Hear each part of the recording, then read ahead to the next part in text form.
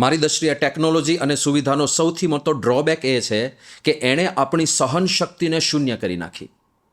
જેટલી વધારે સુવિધા મળે, જેટલું સરળતાથી કામ પૂરું થઈ જાય, એટલી આપણી સહન શક્તિ ઓછી થતી જાય. કેવા કેવા પ્રસંગો બન્યા છે. એક નાની વાત અત્યારે માણસ સહન નથી કરી શકતો. સુરતમાં એક ઘટના બની. નવદંપતિ સુરતની અંદર રહેતું હતું. એમના માતા પિતા દેશની અંદર સૌરાષ્ટ્રમાં રહેતા હતા. હવે મોટે ભાગે સમર વેકેશન હોય ત્યારે માતા પિતા ઉનાળાના દિવસોને પસાર કરવા માટે અહીંયા આગળ સુરત આવતા હોય પોતાના પુત્રને ત્યાં. એ રીતે મા બાપ આવ્યા હતા. હવે એ જ સમયે બીજા મહેમાનો પણ આવેલા, એટલે ઘરમાં જે વહુ હતી એણે બધા માટે સરસ મજાનું ભોજન બનાવ્યું. પણ આટલા મોટા સમૂહનું ભોજન બનાવવાનો અનુભવ સાહજિક રીતે ના હોય. ઘરમાં ભોજન બનતું હોય તો 2 જણ માટે આજ સુધી બનતું હતું. કદાચ એના મૂળ ઘરે બનતું હોય તો ત્યાં 5-7 જણ માટે બનતું હોય, પણ એક સાથે 15-17 મહેમાન આવી જાય તો એના માટે કેટલું કરવું એ કદાચ એસ્ટિમેશનમાં ભૂલ થઈ હશે. એટલે છેલ્લે ઘણું બધું ભોજન વધ્યું. અને ભોજન વધ્યું એટલે સાસુમાએ વહુને ખૂબ જ પ્રેમથી એક ટકોર કરી કે બેટા ધ્યાન રાખવું, આટલા બધા મહેમાન આવવાના હોય તો થોડું માપ પ્રમાણે બનાવવું. જો આ કેટલું બધું વધ્યું. સહન કરી લીધું, કશું ત્યારે રિએક્શન ના આપ્યું. હવે બીજે દિવસે સવારે વહુને વિચાર એવો આવ્યો કે આ ભોજન વધ્યું છે અને સાસુમાં આમ પણ ટકોર આપે છે, તો ચલો આપણે વેસ્ટમાંથી બેસ્ટ બનાવીએ. ગઈકાલે જે થોડા ભાત વધ્યા છે, થોડી રોટલી વધી છે, આપણામાંથી કોઈ એવું નહીં હોય કે જેને વઘારેલો ભાત નહીં ભાવતો હોય. કોઈ એવું નહીં હોય કે જેને વઘાર કરેલી સરસ મજાની રોટલી ના ભાવતી હોય. તો વહુને વિચાર આવ્યો કે સવારે બ્રેકફાસ્ટની અંદર, નાસ્તાની અંદર આપણે એમાં જ થોડું કવિ કર્મ કરીને ભાત વઘારી દઈએ કે રોટલી વઘારી દઈએ કે સરસ મજાનો બ્રેકફાસ્ટ એમાંથી બનાવી દઈએ.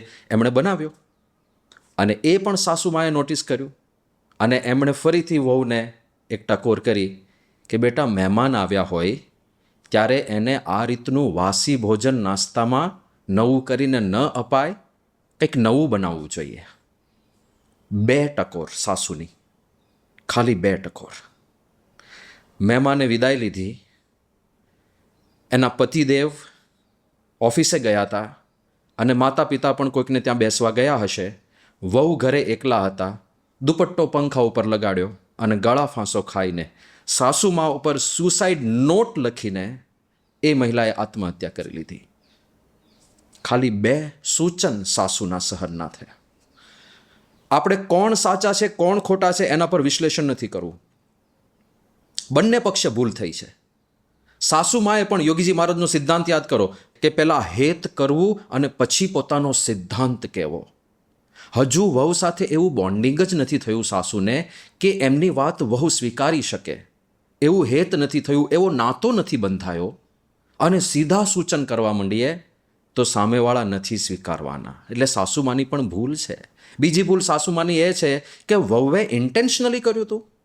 શી વોઝ ઇનએક્સપિરિયન્સ્ડ. એને ખબર નહોતી ને કે આ આટલું બધું વધારે છે. એણે વધારે બનાવીને બગાડ કરવો છે એવા ભાવથી કર્યું હોય, કોઈએ ના કર્યું હોય. એટલું તો સમજવું પડે ને. પણ ત્યાં આટલું પણ સમજવાની તૈયારી નથી અને વહુની 1-2 ભૂલ સહન કરવાની તૈયારી નથી. તરત જ સૂચનો અપાઈ જાય છે. અને આ બાજુ વહુના પક્ષ પર જે ભૂલ થઈ કે સાસુમાના 2 જ સૂચનો સહન ના થયા. 2 સૂચન સહન ના થયા. કેમ આવું થાય છે? સુવિધા અને ટેકનોલોજીએ આપણને ખોખલા બનાવી દીધા. આપણે કશું સહન નથી કરી શકતા. પહેલાં સુવિધાઓ નહોતી અને લવ મેરેજીસ પણ નહોતા. અરેન્જ મેરેજીસ થતા હતા અને લગ્ન પછી તો ચહેરા જોતા હતા એકબીજાના કે આમની સાથે મારા આખું જીવન પસાર કરવાનું છે, આ જ પરિવારજનોની વચ્ચે પસાર કરવાનું છે. છતાં થતા હતા પસાર. એ આઈડિયલ સિચ્યુએશન હતી કે ન હતી એના પર આપણે નથી જવું, પણ લોકો સહન કરતા હતા. જીવનભર સહન કરતા હતા. આત્મહત્યાના કેસીસ બહુ ઓછા બનતા હતા. અને આજે નથી થતું. થોડું સહન નથી થતું. થોડી ઉદાર દિલતા આપણે નથી રાખી શકતા. બીજી એક ઘટના કહું. એક શહેરની અંદર 2 બહેનો, મોટી બહેનના લગ્ન લેવાના હતા. એટલે સાસરિયા પક્ષવાળાએ ઘરેણાં કરાવી આપ્યા હોય ઓબ્વિયસલી, અને ઘરેણાં આપેલા હતા આ બાજુ. નાની બહેનને વિચાર આવ્યો એની બહેનપણીની કંઈક બર્થડે પાર્ટી કે એવું કંઈક હતું કે લગ્ન હશે જે હોય તે, પણ નાની બહેનને થયું કે મોટી બહેનના ઘરેણાં પડ્યા છે, તો ચલો હું એ ઘરેણાં પહેરીને બધા મિત્રોની વચ્ચે જાઉં, ત્યાં આગળ ફંક્શનની અંદર જાઉં, તો હું થોડી પ્રભાવશાળી દેખાઉં. તો એણે કોઈને પૂછ્યા વગર, મોટી બહેનને પૂછ્યું નહીં, માતાને પૂછ્યું નહીં, પહેલાં ઘરેણાં ક્યાં પડ્યા હતા એને ખબર હતી, એણે ઘરેણાં લીધા, પહેર્યા અને એ પહેરીને ફંક્શનમાં ગઈ. આ બાજુ મોટી બહેનને સમાચાર મળ્યા કે નાની બહેન એના ઘરેણાં પહેરીને ત્યાં ફંક્શનમાં ગઈ છે. એટલે મોટી બહેન બરાબરની ગુસ્સે થઈ કે મારા ઘરેણાં એણે કેમ પહેર્યા, અને મારા લગ્નના ઘરેણાં છે, પહેલાં મારે પહેરવાના હોય, એણે પહેલાં કેમ પહેરી લીધા. એ મનમાં તિલમિલાઈ ગઈ. પેલી નાની બહેન મોડી રાત્રે પાર્ટીમાંથી પાછી આવી અને એણે ઘરેણાં પહેરેલા છે. મોટી બહેન રાહ જોતી ઊભી છે અને જે તીક્ષ્ણ શબ્દોનો પ્રહાર થયો કે તને ભાન નથી પડતી, મારા ઘરેણાં છે, મને પૂછ્યા વગર કેમ તે પહેર્યા, અને પહેરવા જતાં તો એકવાર પૂછી તો લેવું તું, આ સીધે સીધું તું પહેરીને ગઈ, હવે મારે શું કરવાનું? એ તારે શું કરવાનું તો તુંય પહેરજે ને, શું ફરક પડવાનો છે? એકવાર મેં પહેરી લીધા એનાથી અભડાય થોડા ગયા છે. તો નાની બહેનની પણ આર્ગ્યુમેન્ટ થઈ, પણ એ બોલાચાલી એટલી તીવ્ર થઈ ગઈ કે એ બોલાચાલીમાં વચ્ચે જ નાની બહેન અચાનક દોડી રસોડામાં ગઈ, કેરોસીન ત્યાં પડેલું પોતાના ઉપર છાંટ્યું, હજી બીજા કોઈ કાંઈ વિચાર કરે એ પેલા તો દિવાસળી સળગાવીને ચાંપી દીધી, એન્ડ શી ડાઈડ. કેટલી નાની ઘટના છે અને કેટલો નાનો મુદ્દો છે, કેટલો નજીવો મુદ્દો છે. ઘટનામાં શું બન્યું છે? ઘરેણાં પહેર્યા, ખાલી ઘરેણાં પહેર્યા.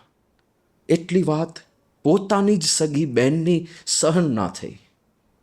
એટલી વસ્તુમાં થોડું વિશાળ હૃદય ના રાખી શકાયું. અને પરિણામ શું આવે છે? હવે એ બેન જ્યારે જ્યારે ઘરેણાં પહેરશે ત્યારે શું યાદ આવશે? કે પછી ઘરેણાં પહેરી શકશે કે કેમ? થોડી વસ્તુ સહન નથી થતી. બંને પક્ષે ભૂલ છે આમાં પણ. નાની બહેને પણ થોડું તો મોટી બહેનનો ઠપકો સહન કરવાની તૈયારી હોવી જોઈએ. આવું પગલું ના ભરાય, પણ ભરી લીધું. ત્યાં પણ ભૂલ છે અને આ બાજુ પણ ભૂલ છે. બંને પક્ષે મૂળ વસ્તુ એ છે, સહનશીલતા જતી રહી છે આપણી. અને જ્યારે આપણે બાળકોને સંસ્કાર આપવાના છે ત્યારે બાળકોને પણ અત્યારે બધા મનોચિકિત્સકો, બાળ મનોવિજ્ઞાનના સાયન્ટિસ્ટ પણ એવું જ કહે છે કે બાળકોને થોડું સહન કરવાની પણ ટેવ પાડો. અત્યારે મા બાપનું એક વલણ હોય છે, આઉટ ઓફ લવ એ વલણ હોય છે, પણ ઘણીવાર એ ડેન્જરસ હોય છે કે મારા બાળકને મારે કોઈ પણ પ્રકારની અસુવિધા નથી થવા દેવી. એટલે બાળક સહેજ પણ રડે, કાંઈ પણ માગે તો તરત એની જીદ પૂરી કરવાની, એને કોઈ પણ પ્રકારની અસુવિધા ના થાય, એ ક્યારેય ન રડે એવો પ્રયત્ન કરવો. આવું મા બાપ કરે છે. આમ ભાવના સાચી છે, પણ અમુક અયોગ્ય માંગણી માટે એને રડવા દેવો જોઈએ. એને પણ મનમાં ફીલ થવા દેવું જોઈએ કે હું જે માગીશ એ મારું જીવન મને નથી આપવાનું. જીવનમાં મારી બધી અપેક્ષાઓ પૂરી નથી થવાની. એને નાનપણથી સમજાવવું જોઈએ ને. અને તમે જુઓ છો ને બાળકો, આપણે પણ એક સમય એવો હતો જ્યારે કશું જ નહોતું. અંડર પ્રિવિલેજ ફેમિલીમાંથી જે આમાંથી આવ્યા હશે એ બધાને અનુભવ છે કે નાનપણમાં તમારા પણ અરમાનો હતા ને કે આઈસ્ક્રીમ ખાવો છે, કેક્સ ખાવી છે, આ લોકો ખાય છે, કેમ હું નથી ખાઈ શકતો? શું કરતા હતા? સહન કરી. એ બાળકો શીખી ગયા જાતે કે મારે સહન કરવાનું છે. પણ અત્યારે હું જે માગું એ મળે એવી એક ટેન્ડન્સી થઈ. એટલે સહેજ પણ એની ઈચ્છા પૂરી ના થાય, તરત જ ડિપ્રેશન, ટેન્શન, ફ્રસ્ટ્રેશન, અને એ માણસ કંઈક ખોટું પગલું ભરી બેસે એવી સંપૂર્ણ પોસિબિલિટીઝ છે. એટલા માટે યોગીજી મહારાજ કહે છે, સહન શક્તિ એ જબરો ગુણ છે. આ એક ગુણ અધ્યાત્મ ક્ષેત્રમાં પણ આપણને ઉપયોગી થવાનો છે અને આપણી લૌકિક ગતિવિધિઓમાં પણ આપણને ઉપયોગી થવાનો છે. કૃષ્ણ ભગવાને ગીતામાં પણ અર્જુનને સહન કરવાની વાત કરી. માત્રા સ્પર્શાસ્તુ કૌંતેય શીતોષ્ણ સુખ દુઃખ દાહા આગમા પાયનો નિત્યાસ તાંસ તિતિક્ષસ્વ ભારત. હે અર્જુન, માત્રા સ્પર્શાસ્તુ કૌંતેય, ઇન્દ્રિયોના અનુભવ કેવા છે? શીતોષ્ણ સુખ દુઃખ દાહા. ક્યારેક ઠંડી, ક્યારેક ગરમી, ક્યારેક સુખ, ક્યારેક દુઃખ.